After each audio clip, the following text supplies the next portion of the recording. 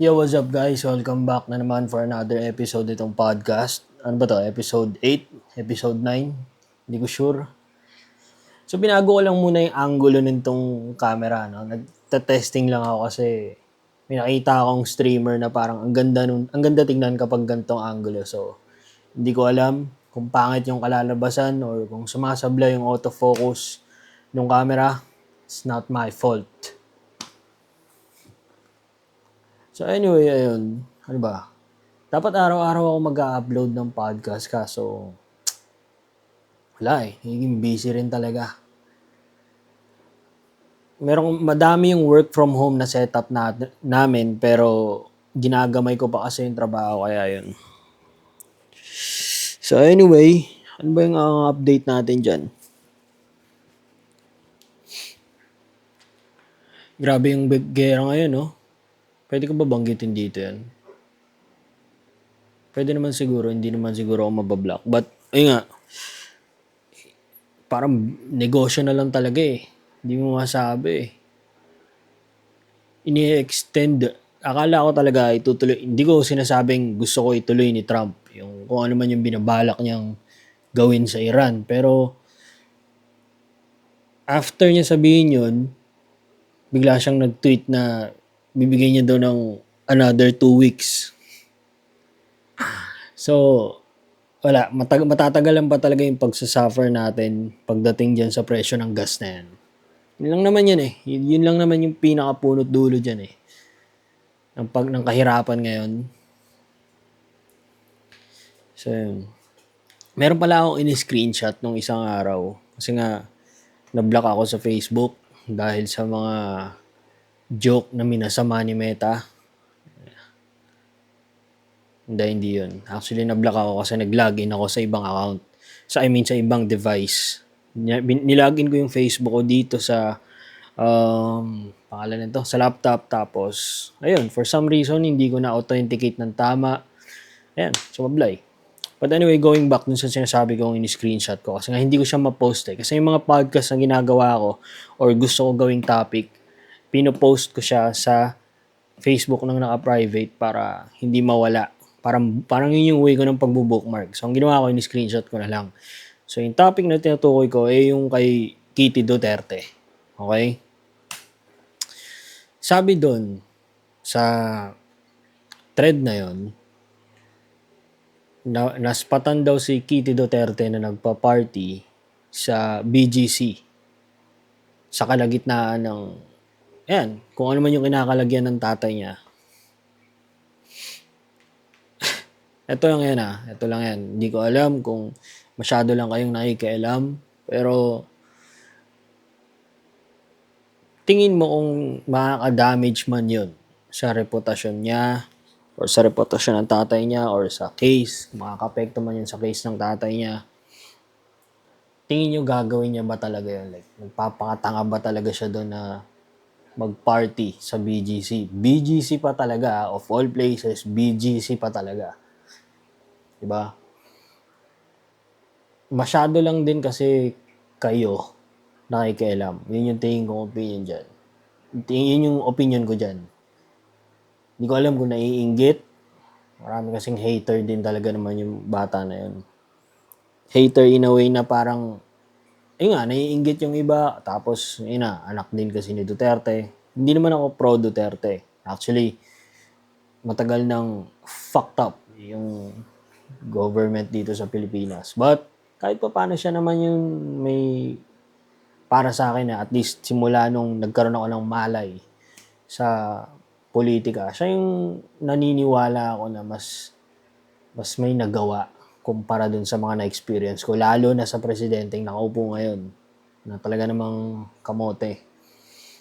So anyway, going back, sa'yo na nga, hindi yun makaka-apekto kung yung pagpa-party man ni Kitty Duterte. Hindi makaka-apekto yun sa trial or sa kung ano man or ikaka-worst pa yun ng kalagayan ng tatay niya. Hater na lang din talaga kayo dun. Like, isipin mo, ang badass niya lang. Na-appreciate ko yung pagka-badass kasi nun, yung bata na yun. Wala siyang pakailam sa mga hater. post lang talaga siya sa social media. Yung mga brand deals, nandiyan pa rin, pumapasok pa rin sa kanya. Ayun, ayun mahalaga dun. Wala namang, kasi sabihin natin ganito, sabihin natin huwag siya mag-party. Sige nga, ano yung, ano naman yun? Sundin niya kayo na huwag ka mag-party, tatay mo na kulong. Di ba? Halata na kung sino man yung nagkalat nun, and yung mga nagko-comment doon na naiinggit, na walang utang na loob sa tatay, ganyan, ganyan. Kaya ipopost ko muna to, itutuloy ko yung podcast mamaya, okay? Okay, so yun na, going back dun sa topic kanina, yung kay Kitty Duterte nga. Hindi naman ako fan ng family na yan, pero parang sino pa ba tayo para panghimasukan yung bagay na yun? Hindi naman in any way, shape, or form, hindi makaka-apekto yung pagpa-party niya sa BGC sa kung ano man yung kinalalagyan ng tatay niya. Kaya, ba yun, parang nadighay. In fact, baka mamaya mas ma-depress pa nga yung tatay niya kapag kanalaman niya na yung anak niya, nade-depress din dito. So, hindi ba parang mas comforting sa pakiramdam na malaman mo na yung anak mo having a good time, kahit ikaw naman hindi naman din ganun kasama siguro yung sitwasyon niya. Siguro naman kahit papano maayos naman yung kinalalagyan niya doon. Tsaka ongoing pa rin ang alam ko yung trial niya. Yun lang naman yung alam ko dun sa bagay na yun. And I don't think na may kailangan pa tayong pag-usapan more about that. Ano pa ba? Meron pa ako isa napanood na video sa internet, yung para siyang angkas din siya sa jeep, tapos parang minamanyak niya yung babae. Yung babae naman, hindi siguro alam ng lalaki na nabividyohan siya.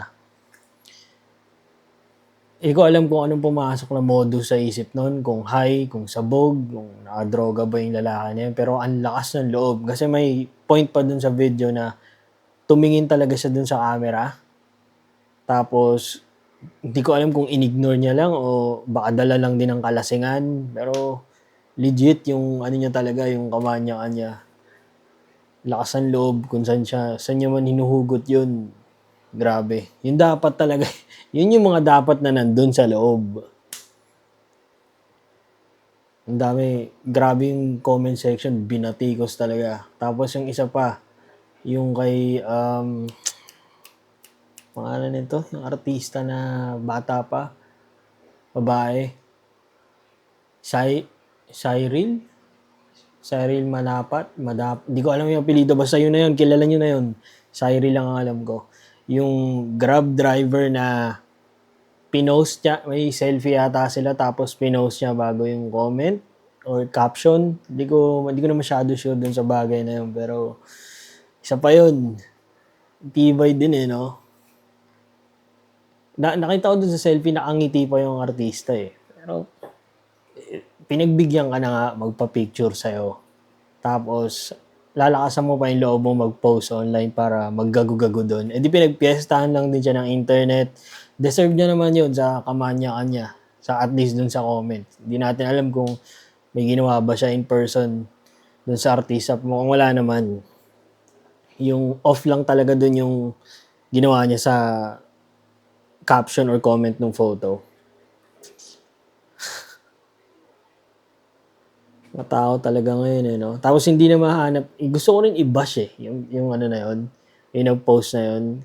Kasi nakalimutan ko na rin yung pangalan niya. Sinubukan ko hanapin sa Facebook. Kaso hindi ko na mahanap. Basa ko sa comment section, binago daw yung pangalan. Wala, baka nag-deactivate. Lalakas pa ba yung loob mo lumabas sa internet after nung ginawa mo na yun? Diba? Dapat yun, deserve talaga nun masuspinde. Masuspinde yung lisensya. Ulit. Or siguro, wag naman yung lifetime na suspension. Siguro mga kalahating taon, 3 months to kalahating taon. Kasi may basehan din dapat yan, may degree din dapat yan So, siguro sa end naman niya, yung lalaki naman kasi, parang dun lang siya sa comment section nag-inaso.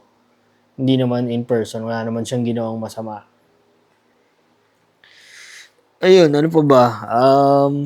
Dami itong mga nakarang linggo, ang dami ko nakikita sa internet na puro kagaguhan. Tapos, Kitty Duterte. Ayun, meron pa yung isa. Yung nag-road rage. Yung nag-road rage na naka-pink na lalaki na blonde. Isa pa yun, ang tibay ng ano, ang tapang niya. Saan niya kaya kinukuha yung katapangan na yun? Like, dinadarag niya pa yung motorsiklo nga yata to eh. Siguro Grab na naman to. Or Food Panda. Hindi masyado sure. Basta, inahamon niya like, gumagamit pa siya like, yung word na patayin. Gusto mong i-end kita dito. Ganun yung ginagamit niya. Tibay din eh, no? Yung mga, wala siyang pakailam na nabibidyohan siya. Ayun yung kinakatakot ko sa future. Yung ganyan. Yung ma-immune yung tao sa video na hindi na sila natatakot na okay na lang, ganito ganyan. Yun yung mas maging garapal na. Kasi nung umuso yung pag-video in public kapag kami ginawa ang kalokohan, nahihiya eh. Minsan yung suspect or yung kung sino man yung gusto mo i-expose na may ginagawang katarantaduhan, nahihiya sila. Tinatakpan yung mukha or tumitigil sila or inaayos nila yung behavior nila. Pero ngayon, may mga video na kumakalat na wala na silang pakailam kahit ma-videohan sila. Tutuloy nila yung kakupalan na ginagawa nila. So, mababawasan pa yung isang weapon natin. Maganda rin kasi, may naglakad sa likod. Anyway, maganda rin kasi, na-invento yung AI police. Like talagang yung kalat yung AI police dyan. Tapos kung sino man yung mga may kabulastugan na ginagawa, basta-basta na lang din dadamputin. Kasi kapag minsan yung mga police pa, medyo ano pa yan eh. Medyo baka maging bias pa yan eh. Tapos, ano mo na, tao lang din sila. May mga kanya-kanyang judgment din sila kuno. So, malay mo, future natin, AI na. Mas maganda yun. Mas hindi na matotolerate yung mga kabulastugan ng mga gantong klaseng tao. Sino sa inyo excited na? Excited sa future? Like, ano ba? Saan ba tayo? Saan ba yung direction na pupuntahan natin? Dati kasi kung pag-uusapan yung AI, sabihin natin 10 years ago, yun na lang, at least. Sasabihin conspiracy lang lahat ng to. Sa movie lang, you're watching too much movies lang talaga, kaya mo nababanggit yung mga yan. But imagine, from 2016, ngayong 2026, totoo na yung AI. Nangyayari na siya and nagte-take over na siya sa mga tao na may trabaho. Kagaya ko, isa ako sa naapektuhan ng ganun. Ano pa kaya yung mga pagbabago na pwede mangyari na kaya ibigay ng AI or maalis ng AI? Yun yung nakakatakot dyan eh. Yung wala ng trabaho, yung gamitin yung AI for the worst, like gamitin siyang, wag sanang gamiting weapon. Kasi ito yung napaparanoid ako eh sa gera ngayon ng United States tsaka ng Iran.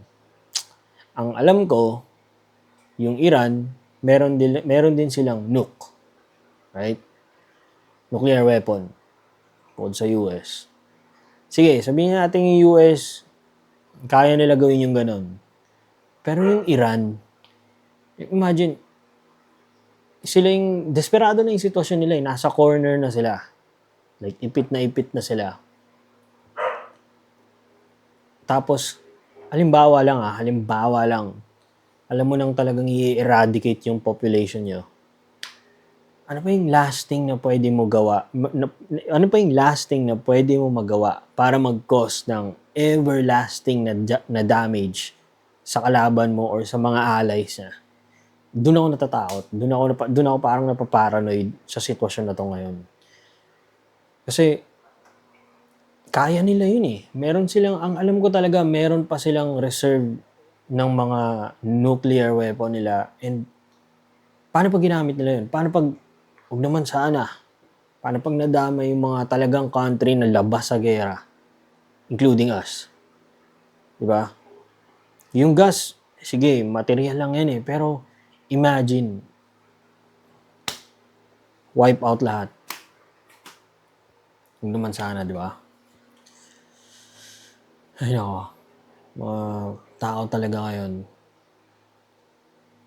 May napanood akong documentary ni Neil. Hindi siya documentary, but more on parang essay video ni Neil deGrasse Tyson.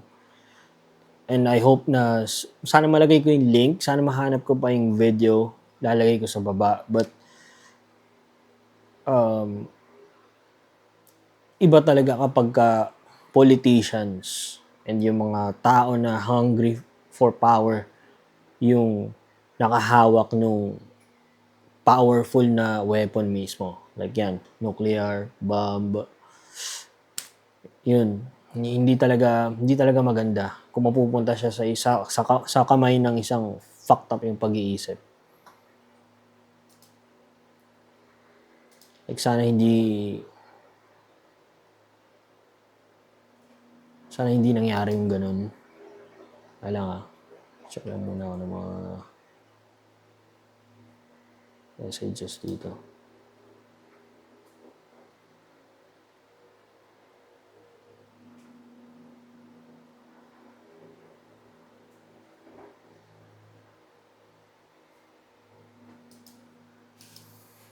Wait lang.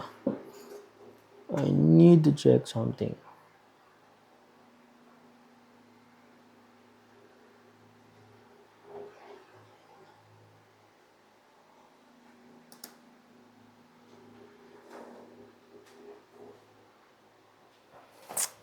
So, yun. Ayun lang naman yung gusto kong pag-usapan. Yun lang yung mga thoughts na gusto ko i-share for this podcast. Medyo naging busy talaga ako and wala akong masyadong topic na pag-isipan, ikwento or i-share dito and i-dissect kasi mas inuna ko yung mga dapat ko unahin. And inuna ko yung pag-edit ng mga vlogs ko sa YouTube. So yun lang muna for me. Kita-kita ulit tayo next time. Siguro mas tagalan natin next time. That's all for me, guys. Thank you all for watching. See you again next time. Peace.